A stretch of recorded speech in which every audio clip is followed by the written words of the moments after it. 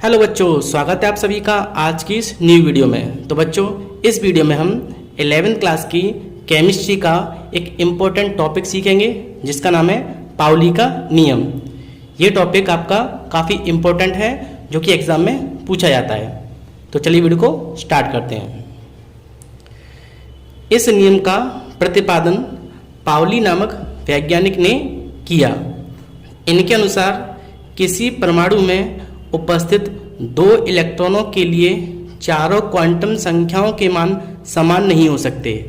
तो देखिए बच्चों, सबसे पहले आपको क्वांटम संख्या आना ज़रूरी है। तो बच्चों, जो क्वांटम संख्या होती हैं वो आपकी 4 प्रकार की होती हैं। पहली आपकी होती है मुख्य क्वांटम संख्या जिसको हम n से व्यक्त करते हैं। दूसरी आपकी होती है दिगंशी क्वांटम संख्या जिसको हम l से व्यक्त करते हैं। तीसरी आपकी होती है चुंबकीय क्वांटम संख्या जिसको हम m से व्यक्त करते हैं। और लास्ट आपकी होती है s यानी चक्कर क्वांटम संख्या। अब देखिए बच्चों, तो हम करते कैसे इसको। सबसे पहले हमें क्या करना है, एक एग्जांपल ले लेना है। जैसे मैंने मान लीजिए He यानी हीलियम ले लिया, तो हीलियम का जो परमाणु क्रमांक होता है वो होता है 2। इसका हम इलेक्ट्रॉन विन्यास करें तो 1s2। तो s पर आपके 2 इलेक्ट्रॉन हैं, s पर 2 इलेक्ट्रॉन हैं। तो देखिए बच्चों, मैं क्या करता हूँ, इसमें 2 इलेक्ट्रॉन हैं, इधर मैं पहला इलेक्ट्रॉन ले लेता हूँ। पहले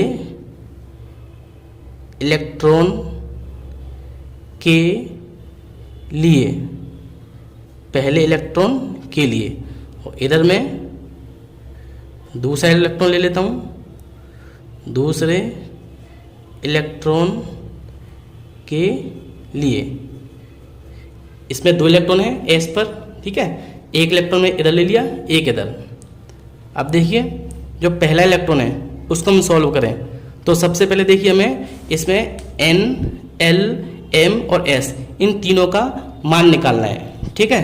तो सबसे पहले हम क्या करेंगे, n का मान निकालना है। n का मान कैसे निकलेगा कि देखिए यहाँ पर इसमें जो s के साथ कक्षा होती है, s की कौन सी कक्षा है, पहली कक्षा। s के आगे जो लिखा होता है 1 या 2 जो लिखा होगा वो उसकी कक्षा होती है। तो s के आगे 1 लिखा हुआ है तो इसकी n यानी मुख्य क्वांटम संख्या है 1, ठीक है। इसके बाद हम l निकालते हैं। l कैसे निकालते हैं, l का मान निकालने के लिए आपको ये याद रखना है। l का मान कैसे निकलेगा, s,p,d,f, ये आपके 4 क्या होते हैं, उपकोष होते हैं। l का मान s के लिए तो कितना होता है 0, p के लिए होता है 1, d के लिए 2 और f के लिए 3। यानी l का मान s,p,d,f के लिए 0, 1, 2, 3 होता है। तो हमारा यहाँ क्या दिया है, ये आपका दिया है s, है ना। तो s के लिए जो l का मान है वो क्या है 0, ठीक है। l का मान s के लिए क्या है 0। तो यहाँ हम s के लिए जो l का मान है वो 0 लिख देते हैं। इसके बाद अब हमें निकालना है m कैसे निकलता है। तो देखिए m के लिए हमें सबसे पहले क्या करना है, जो s दिया है तो x के हमें कक्षक लिखने हैं, ठीक है। तो s जो होता है उसके कितने कक्षक होते हैं, कक्षक यानी बॉक्स। तो s के एक बॉक्स होता है ना, s का एक बॉक्स होता है। पहले इलेक्ट्रॉन के लिए हम क्या कर रहे हैं, इसके चक्कर संख्या निकाल रहे हैं। पहले इलेक्ट्रॉन के लिए हमें क्या कर रहे हैं, हम इसकी जो है क्वांटम संख्या ज्ञात कर रहे हैं। तो इसका पहला इलेक्ट्रॉन जो है वो हम इसमें शो कर देंगे, ये इसका पहला इलेक्ट्रॉन, ठीक है। अब देखिए l के साथ जो वैल्यू होती है वो इसके ऊपर आती है। जो l के साथ वैल्यू होती है जैसे 0, तो हमें इसके डब्बे के ऊपर लिखना है। m का मान क्या होगा, इस डब्बे के ऊपर जो संख्या होती है, इस डब्बे के ऊपर जो संख्या होती है वो m का मान होता है।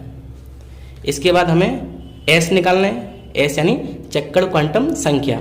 तो ये कैसे निकालेंगे, अगर ये इलेक्ट्रॉन ऊपर की ओर है तो आपका प्लस हाफ होता है। ये इलेक्ट्रॉन ऊपर की ओर होगा तो इलेक्ट्रॉन आपका प्लस के 1/2 होगा। नीचे इलेक्ट्रॉन होता तो माइनस के 1/2 होता। तो ऊपर है तो प्लस के 1/2, ठीक है। तो S का मान कितना आया, प्लस के 1/2। अब हम क्या करते हैं, अब हम S का जो दूसरा इलेक्ट्रॉन है उसके लिए हम सॉल्व करते हैं। तो पहले हम इसमें N निकालते हैं। तो N हमारा कितना है, तो इसके आगे कितना है, 1 लिखा हुआ है, तो इसका N है 1, ठीक। अब हमें L याद करना है। तो L देखिए S दिया है, तो मैंने आपको बताया था कि S के लिए 0 होगा, P होता तो 1 लिखते, तो S लिखा हुआ है तो 0, तो यहाँ क्या होगा आपका N का मान 0, ठीक है। अब हमें M की वैल्यू निकालनी है। M की वैल्यू कैसे निकालते हैं, S दिया है, तो S के लिए कितने बॉक्स होते हैं, X के लिए 1 बॉक्स होता है। पहला इलेक्ट्रॉन तो मैंने इसमें यूज़ कर लिया, ठीक है, पहला इलेक्ट्रॉन मैंने इसमें यूज़ कर लिया। अब हमें दूसरा इलेक्ट्रॉन लेना है, तो दूसरा इलेक्ट्रॉन कैसे यूज़ करते हैं, दूसरा इलेक्ट्रॉन आएगा आपका एंटी क्लॉकवाइज। पहला इलेक्ट्रॉन क्लॉकवाइज होता है, दूसरा इलेक्ट्रॉन एंटी क्लॉकवाइज, ठीक। फिर मैंने आपको बताया कि L का मान जो होता है जैसे 0, उसे हम इस बॉक्स के ऊपर लिखते हैं, ठीक। और इस बॉक्स के ऊपर जो वैल्यू होती है वो आपका किसका मान होता है, M का, ठीक है। अब इसके बाद हम S की वैल्यू निकालते हैं। S कैसे निकलेगा कि इलेक्ट्रॉन अगर ऊपर की ओर होता है तीर तो प्लस का आता है, नीचे की ओर होता है तो माइनस का। फिर से इलेक्ट्रॉन ऊपर होगा तो प्लस के 1/2, इलेक्ट्रॉन नीचे होगा तो माइनस के 1/2, तो S कितना निकला, S निकला आपका माइनस के 1/2। अब इसकी लैंग्वेज पढ़ लेते हैं एक बार। तो देखिए मैंने आपको बताया था कि किसी परमाणु में उपस्थित 2 इलेक्ट्रॉनों के लिए, किसी परमाणु में उपस्थित 2 इलेक्ट्रॉनों के लिए, 2 इलेक्ट्रॉन है, चारों क्वांटम संख्याओं के मान समान नहीं हो सकते।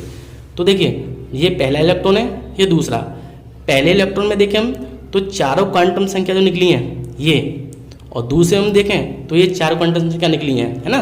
तो यहाँ हम देखें तो ये तो समान है, ये भी मैच कर रहा है और ये भी मैच कर रहा है, लेकिन ये वैल्यू जो है दोनों अलग अलग है। यानी पहले इलेक्ट्रॉन के लिए जो S निकला है वो 1/2 निकला है प्लस का, दूसरे इलेक्ट्रॉन के लिए जो S निकला है वो निकला है माइनस का 1/2। तो 3 तो हमारी वैल्यू समान है, चौथी वैल्यू जो हमारी वो अलग अलग है। अर्थात किन्हीं 2 इलेक्ट्रॉनों के लिए जो चारों क्वांटम संख्याएं वो समान नहीं हो सकती हैं, ठीक है। 3 तो समान है लेकिन चौथी भिन्न होगी, है ना। तो बच्चों आई होप आपको आज का कॉन्सेप्ट अच्छे से क्लियर हुआ होगा। तो बच्चों मेरा ये वीडियो कैसा लगा प्लीज़ लाइक करें, शेयर करें और कमेंट करें, और अगर आप चैनल पर नए हो तो प्लीज़ मेरे चैनल को सब्सक्राइब करें, क्योंकि केमिस्ट्री से रिलेटेड ऐसी वीडियो मैं लाता रहता हूँ।